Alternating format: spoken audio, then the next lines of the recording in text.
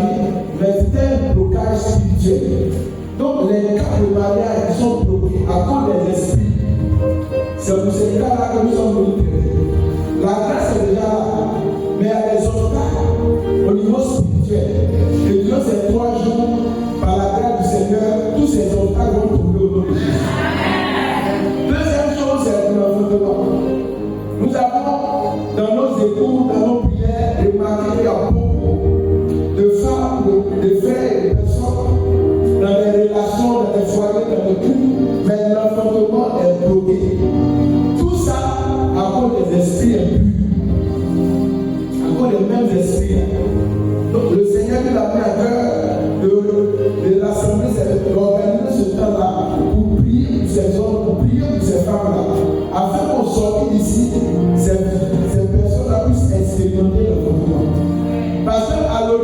tu as dit soyez fécond. Donc il n'est pas normal qu'un homme et une femme soient dans un foyer et puis il n'y a pas d'enfant. Alléluia. C'est pas normal. Ce n'est pas le plan initial de Dieu. Donc il faut que cela arrive aussi. On va prier pour ces choses. Au-delà de ces deux objectifs, nous avons un Dieu souverain, un Dieu puissant, qui va traiter aussi d'autres cas. Des cas de guérison, des cas de déblocage de toutes sortes. La main de Dieu n'est pas limitée. Ces deux éléments que j'ai cités ne sont que des prétextes. Peut-être qu'il doit mener ici, mais au-delà de ça, il y a encore d'autres miracles que Dieu va opérer dans ta vie. Alléluia. Parce que Jésus est Seigneur. Jésus est vivant. Donc ce soir, on va juste planter le décor sur le cadre principal. L'homme quittera son père et sa mère pour s'attacher à sa femme, et les deux deviendront une seule chair. Genèse chapitre 2, verset 24.